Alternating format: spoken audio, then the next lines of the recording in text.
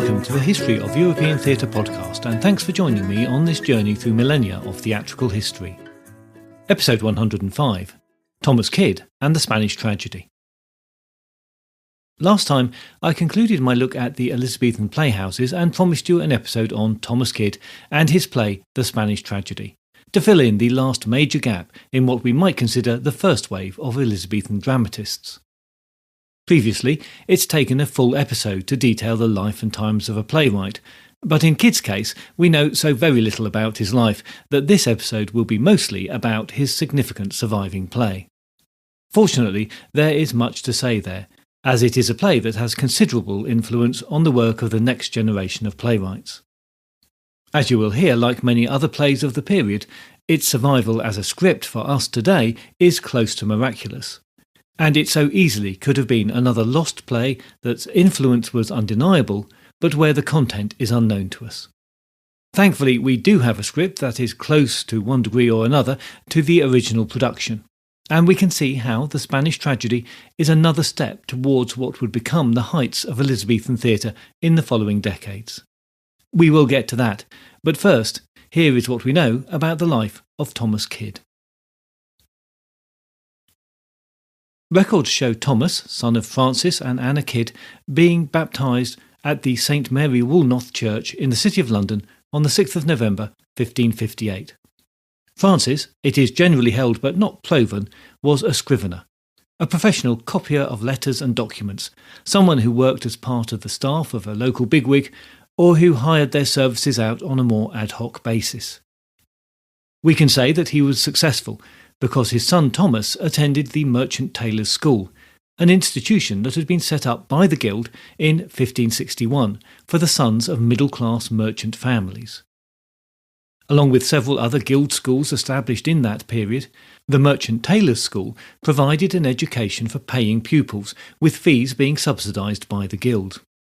Schools of this type hoped that the cream of the pupils would go to university and or become leading members of the Guild. But Guild membership wasn't a prerequisite. The school's curriculum is significant. It included Latin, French and Italian, all of which were essential for university placement, but also a good grounding for the future translating work that Kyd would undertake.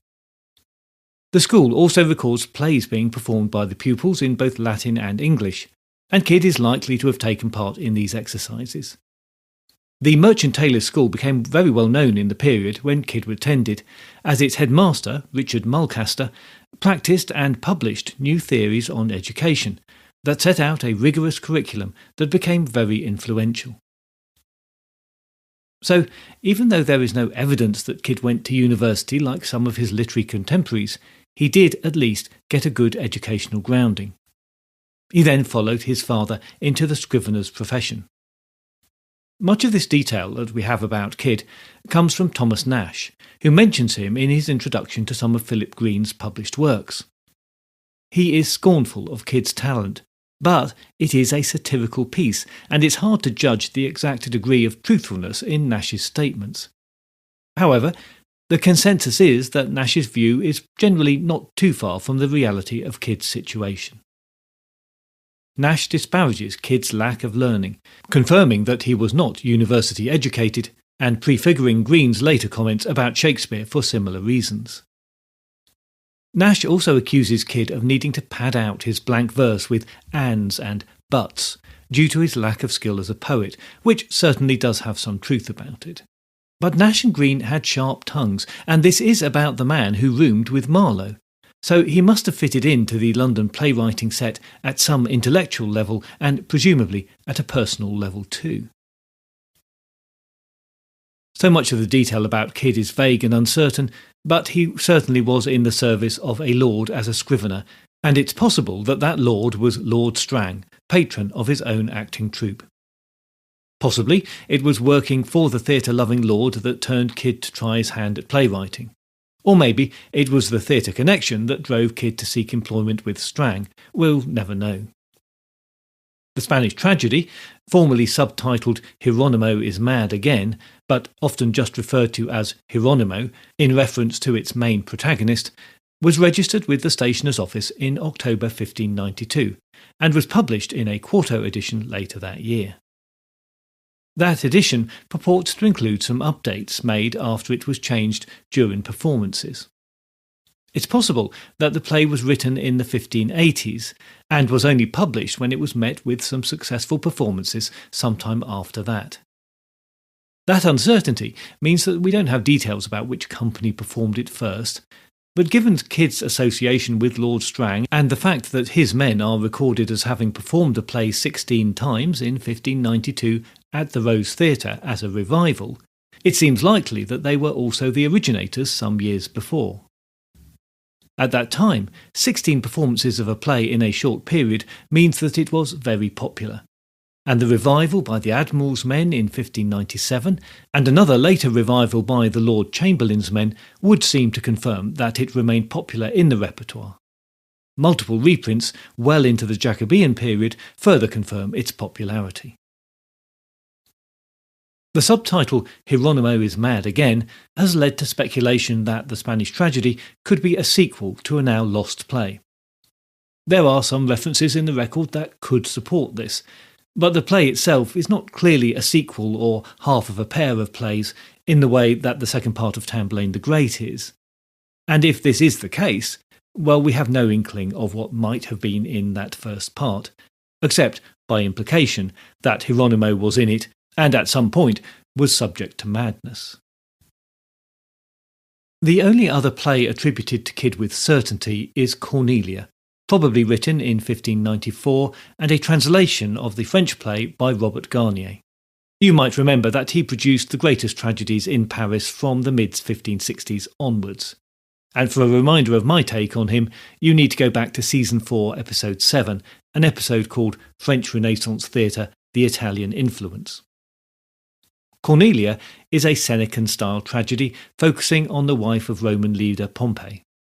We can conclude from that Kyd was well aware of the new translations of Seneca that were published in 1581 or thereabouts. But there is no indication that Cornelia was well received or much performed. With less certainty, it's possible that Kyd wrote his own version of Hamlet, which some scholars believe heavily influenced Shakespeare's version of the story and therefore refer to it as the Ur-Hamlet. There are other theories about plays that he might have written or at least had a hand in, the most significant of which is the officially anonymous Arden of Faversham, a very early domestic tragedy.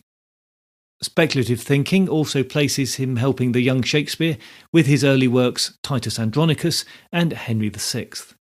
There is some textual analysis that supports this idea, not least the degree of violence in Titus Andronicus, which feels very Kyd-like. Kyd was in London when the Spanish tragedy was registered and mixing with the Cambridge wits set. We know he was sharing lodgings with Christopher Marlowe in May 1593, because it was then that he was arrested for possession of treasonable materials. His testimony suggests that he had been living with Marlowe for a couple of years.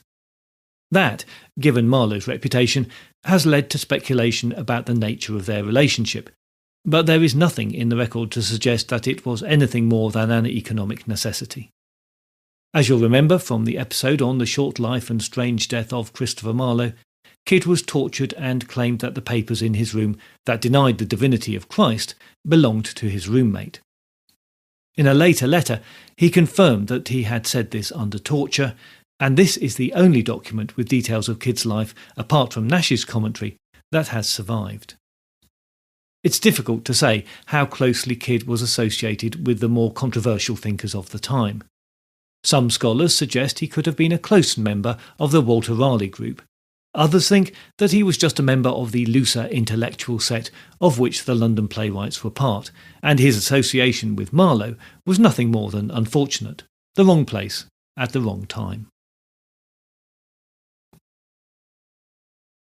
We know that he died sometime before December the 30th, 1594, when his mother had to make a legal declaration to avoid becoming liable for debts on his estate. As he was only in his mid-30s when he died, there is a suggestion that the events that led up to Marlowe's death, and in particular the torture that Kyd was subjected to, broke his health, or his spirit, or both, and led to his early death.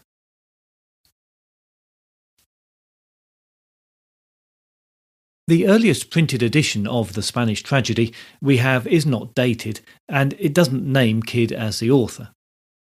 Only the printer, Edward Albee, and publisher, Edward White, are credited on the title page. But it is said to be newly corrected and amended for such gross faults as passed in the first impression. There is a story here that gives us an insight into the sometimes less than reputable world of play publishing in Elizabethan London.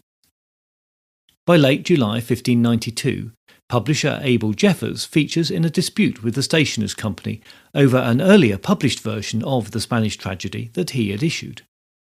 Indications are that shortly after this, Edward White brought out a superior version, updated via a manuscript obtained from a playing company. White didn't have the authority to publish this version, and Jeffers staked his claim to the rights with the Stationer's Office. In December that year, White was judged to have published illegally. The judgment read that White had illegally printed the Spanish tragedy belonging to Abel Jeffers, and he was fined 10 shillings for doing so. In an almost comic twist, at about the same time, Jeffers published Arden of Faversham, a play to which White had the rights, and White was able to successfully sue Jeffers for an equal amount of fines.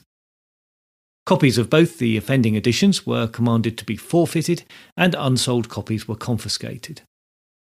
The original surviving copy of the Spanish tragedy that we have is the version published by White, but authorised by Jeffers, so clearly they reached a compromise that allowed for publication after the mutual fining had been completed. The exact nature of the additions that survived into the edition are difficult to ascertain, but it is likely that the original play underwent several changes, and it is now just one version of those that we have in what we now call the original. Tantalisingly, Henslow's diary entry for the 25th of September 1601 refers to paying Edward Allen 40 shillings to lend unto Benjamin Johnson upon his writing for the additions to Geronimo. That's Geronimo with a G rather than Hieronimo, but despite the difficulties with the spelling there, it is assumed that this refers to the Spanish tragedy. But attempts to identify the Ben Jonson updates through analysis of the writing styles have been inconclusive. Perhaps Jonson, as another dramatist who followed his lead, was very good at imitating Kyd's style. The academic discussions about the early printings of this play and how changes to it can and can't be traced to their source have gone on for many years, and I won't trouble you further with details here that are ultimately inconclusive. And so, to the details of the play. The Spanish tragedy takes place during a war between Portugal and Spain, who at the time ruled the entire Iberian Peninsula, and the main action commences after a battle that the Portuguese lost. Although anti-Spanish feeling in England was not at its height when the play was written, the setting and the pitting of two Catholic states against each other would no doubt have appealed to the Protestant English audience. During the battle, the Portuguese viceroy's son, Balthazar, has killed a Spanish officer, Andrea, and has then been taken hostage by the Spanish. Andrea's ghost, who recounts this information as a prologue, and the character of revenge personified are on stage for the entire play, and fulfil the role of a chorus, commenting on the action as it unfolds. The play opens as the Spanish king's nephew Lorenzo argues with Andrea's friend Horatio over who took Balthazar hostage. It is made obvious that it was Horatio who took Balthazar as his prize and that Lorenzo is trying to wrongly claim the credit, but the king puts Lorenzo in charge of Balthazar and divides the spoils of war between them. Horatio consoles Bel-Imperia, Lorenzo's sister, who had been in love with Andrea despite her family's opposition. But Bel-Imperia soon moves on from Andrea and, it seems, falls in love with Horatio. But she explains that any love for Horatio is driven by a desire for revenge, knowing that she can leverage that relationship to torment Balthazar, Andrea's murderer. Meanwhile, Balthazar is falling in love with Bel-Imperia. The King of Spain proclaims that Balthazar and Bel-Imperia should get married in order to restore peace between Spain and Portugal. Hieronimo, Horatio's father and a marshal of Spain, sets up a party for the ambassador to Portugal. Lorenzo suspects that Bel-Imperia has found a lover and forces her servant, Pedringano, to reveal Horatio's identity. Lorenzo and Balthazar seek out Horatio and, discovering him in the garden with Bel-Imperia, they murder him. Later, Hieronymo and his wife Isabella come upon Horatio's body, hung and pierced with daggers, and the sight of her dead son drives Isabella mad. Lorenzo imprisons Bel-Imperia, but she still manages to send a message to Hieronymo by writing a note with her own blood. It tells him that Lorenzo and Balthazar killed Horatio. Hieronymo tries to visit her in prison, causing Lorenzo to suspect that he knows who killed Horatio. Suspicious that Severine, Balthazar's servant, leaked this information, he gets Pedringano to murder her, while cleverly setting up Pedringano's arrest so that he will be unable to speak about the crime. Hieronymo is appointed as a judge and gives Pedringano the death sentence. Pedringano anticipates that Lorenzo will pardon him, having seen a fake pardon letter drafted by Lorenzo, but this is just a ruse to ensure his continuing silence, and when no pardon materialises, Pedringano is hung. Lorenzo successfully keeps his scheming a secret by telling the king that Horatio is still alive, and as he controls access to the king, he also prevents Hieronymo from seeing him and seeking the punishment for those responsible for the death of his son. When Isabella commits suicide, Hieronymo goes insane, saying incoherent sentences and digging at the ground with his dagger. Lorenzo goes to his uncle and tells him that Hieronymo is acting strangely because he is jealous of his son Horatio's huge wealth obtained from the viceroy at the end of the battle. Hieronymo regains his faculties. His apparent madness was a ruse and, joining up with Bel-Imperia, pretends to reconcile with the murderers. He invites them to help him stage a play called Soliman and Persida as an entertainment for the royal court. The play is prepared with parts allocated to the murderers and other courtiers, and Hieronymo secretly replaces prop daggers with real ones, intending for Lorenzo and Balthazar to die in the view of the king, the viceroy, and the duke, Lorenzo's and Bel-Imperia's father, as they perform the play. The murders and the suicides play out as plotted, but Hieronymo's plan also results in Bel-Imperia inadvertently committing suicide when she stabs herself at a dramatic moment. The crowd is shocked, and Hieronymo takes the stage to explain the purpose behind the murders. He bites off his own tongue to render him unable to reveal any more information under the torture that he anticipates.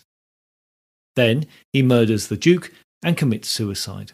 Hieronymo's death is the only one that occurs off stage.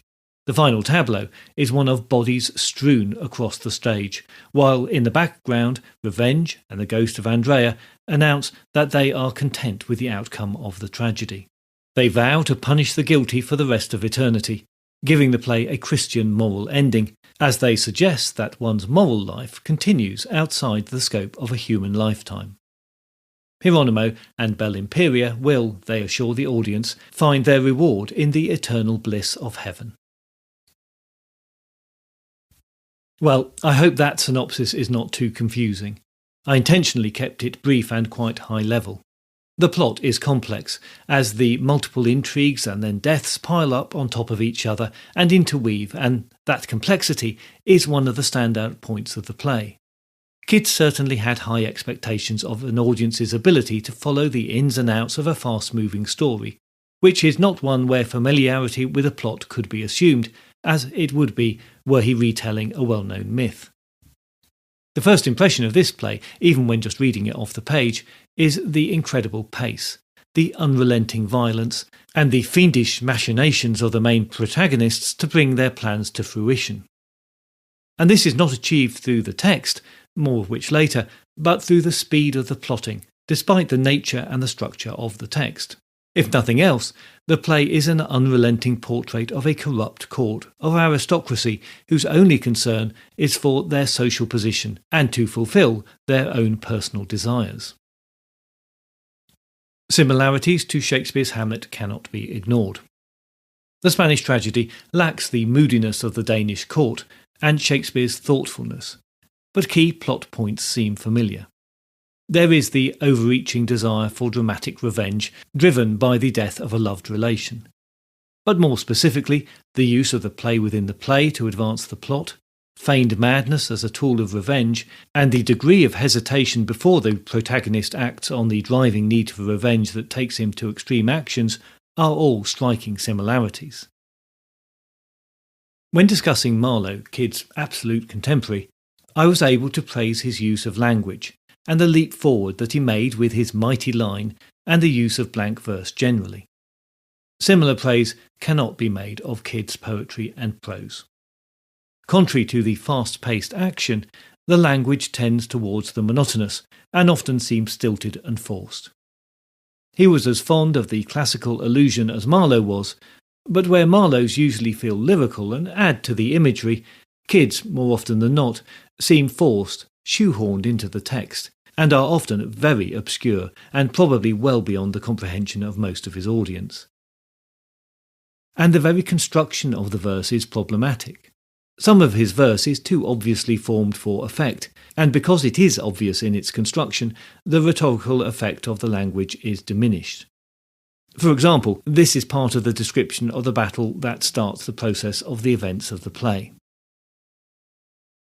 There met our armies in their proud array, both furnished well, both full of hope and fear, both menacing alike with darting shows, both vaunting sundry colours of device, both cheerily sounding trumpets, drums and fifes, both raising dreadful clamours to the sky. The repetition at the start of each line has some effect of implying gravity and the significance of events, but otherwise the verse lands quite flat, and we just know that Shakespeare, Marlowe and others would have made a much better job of it. That said, the opening lines of the play were, for the next century or so, often quoted and parodied as often as the most famous of Shakespeare's lines. To give you a sense of the language, in that opening, the ghost of Andreas declares, "When this eternal substance of my soul did leave impoverished in my wanton flesh, each in their function serving others' need, I was a courier in the Spanish court, my name was Don Andrea, my descent, though not ignoble, yet inferior far, two gracious fortunes of my tender youth, for there in prime and pride of all my years, by duteous service and deserving love, in secret I possessed a worthy dame, which hight sweet Bel-Imperia by name. But in the harvest of my summer joys, death's winter nipped the blossoms of my bliss, forcing divorce between my love and me." Kyd was on firmer ground when dealing with the dramatic and especially the visual spectacle. He understood that theatre functioned best when it showed events rather than reporting them, and that it had to entertain before it could pose questions for careful consideration. He used elements of the familiar dumb show and the mask integrated into his play, not as diversions from it, and put bloody and violent events centre stage, not merely repeated by the ubiquitous messenger. He had a good sense for the grand visual scene. At the end of the play, the stage is littered with dead bodies, all victims of violent ends. Such an ending became a trope of the revenge tragedy genre, and that started here, notwithstanding its nod to Seneca. It's a reasonable argument that Shakespeare learnt from this play about how to craft a dramatic ending. Kyd also had a talent for ending scenes with a neat rhymed couplet, another feature that Shakespeare may have picked up from him. But the debts and similarities that we can pick out also help to illustrate why Shakespeare went on to be the much better playwright. For example, although there are comparisons between the mad scenes in the Spanish tragedy and Hamlet, it is Shakespeare that uses the scene to the much greater effect. Where Hieronymo more or less rants incoherently for an overextended period just to give a dramatic portrayal of madness, Hamlet achieves the same dramatic effect in much more tempered tones, as well as giving us an alternate view of life, explaining how events might have been seen were we living in another man's shoes. Hamlet's madness is a thoughtful and coherent one, something that is not true of Hieronymo's. The effect of the constant presence of the ghost and revenge on stage is easy to forget if you're just reading the play, but in performance this could be powerful. One interpretation of their constant presence is that they act as a reminder that in the play, the eternal soul of man and his body of flesh are separate things, but trapped with an unbreakable dependency on each other. And it is the passions of the flesh that sometimes lead to unconscionable acts. That rather intellectual reading may have appealed to some in the audience, but let's not mistake this play for a morality play. Kyd used the ghost as a prologue to fill in the backstory of the play, and then to act as a sort of chorus. The opening with the ghost inevitably leads to another comparison with Hamlet, but this is to be very generous to the Spanish tragedy. The ghost of Hamlet's father drives the plot in Shakespeare's play and makes for a very dramatic opening. Kyd, I would suggest, lacked Shakespeare's skills in crafting such dramatic action, and Andreas' ghost can read as rather flat on the page and comes across as a rather tempered sort of revenge. In fact, even the personification of revenge constantly advises restraint in the pursuit of revenge, and is another who is rather lacklustre as a protagonist. Although the personification of revenge and the constant presence of these characters remind us of the medieval form, a form that was still being sometimes performed at the time of the Spanish tragedy, it's not an overtly moral tale in the same sense. The morality of the protagonists and the judgments upon them are not the driving force of the play. The ghost of Andrea is as much concerned with how he is remembered in the courtly society for his reputation as he is with revenge, and relies on the human passions of Hieronymo to fulfil his wishes. But Hieronymo is not alone. He has Bel-Imperia's assistance. She is a force in the revenge for Andrea's death, switching her affections from Horatio as a means to effect that revenge, and then joining forces with Hieronymo before becoming implicit in Balthazar's murder. Her own death is the only accidental one in the play. One view of her is that she can be played as an ambitious sexual temptress, as her language when leading Horatio on can be read as sexually explicit. Horatio is of a lower social standing in the court, which might explain her forthright temptation of him. He could not have expected advances from her, and attachment to her would elevate him socially, so he's happy to believe that her attentions are genuine, and she is able to lead him, quite passively, to his death. Passion is her driving force, and this must have been a startling attribute for a woman on stage at the time. Played by a young man, of course, but a character type that has been little, if at all, seen on the English stage in popular theatre, but one that would soon become familiar, and not just in tragedy. Women were to be barred from performing on the English stage until the Restoration, when Charles returned from exile with some European habits, but as leading characters, they were about to come into their own. Although the play goes some way to contrast the motivations of the characters, all but Hieronymo are very lightly drawn.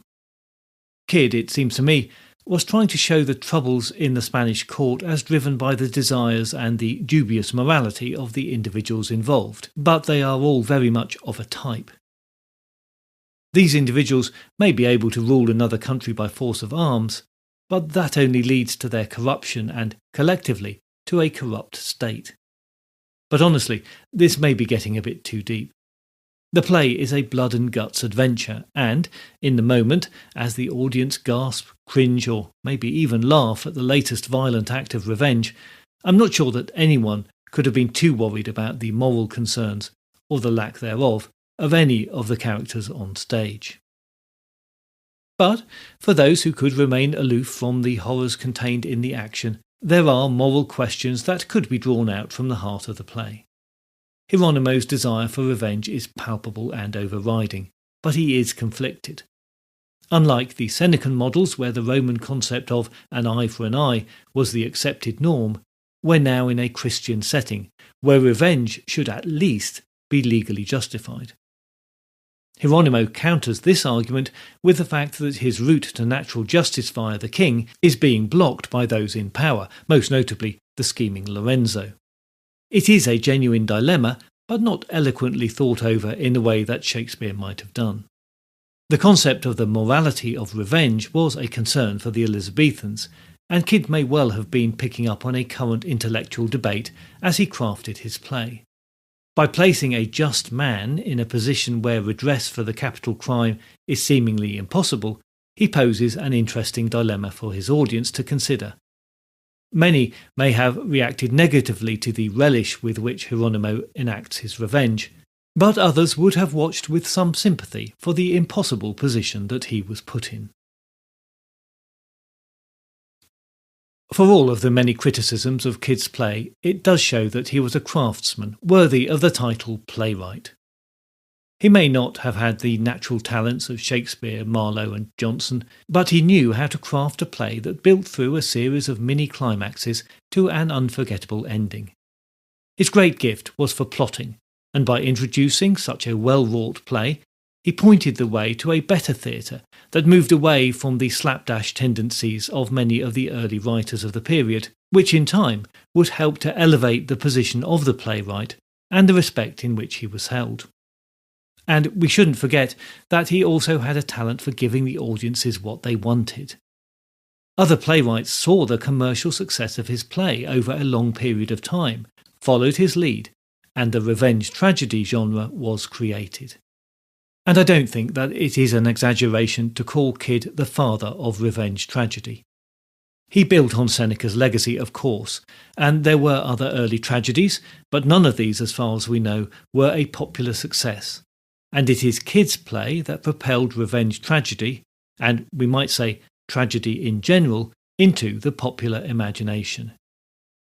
It's difficult to see that such success would have been forthcoming if tragedy had remained in the Senecan confines of the intellectual theatre of the Inns of Court, in the mould of plays like Gorboduc.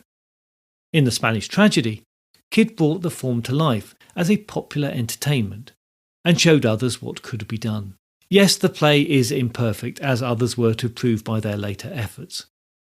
But he pleased an audience, and for several decades his play was one of the most popular ever produced, so he deserves his place and our attention.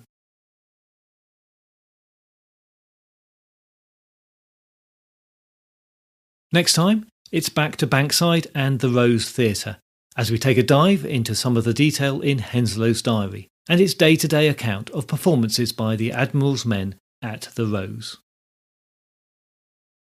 In the meantime, please join the Facebook page or group, or find the podcast on Instagram or Twitter to keep up to date with new episodes and other theatre-related stuff. You can find details of ways to support the podcast at the website, which is www.thehistoryofeuropeantheatre.com. It's only me here keeping the podcast going, so any encouragement or support is very gratefully accepted. If you do feel able to help out with the costs of running the podcast, then please head on over to Patreon, where you will find additional content for a small monthly fee or a one-off donation. Links are in the show notes, and you can also find details about all of that on the website. I look forward to your company next time, but if you do have any comments or concerns in the meantime, you can contact me by email at thoetp@gmail.com or via Twitter at thoetp.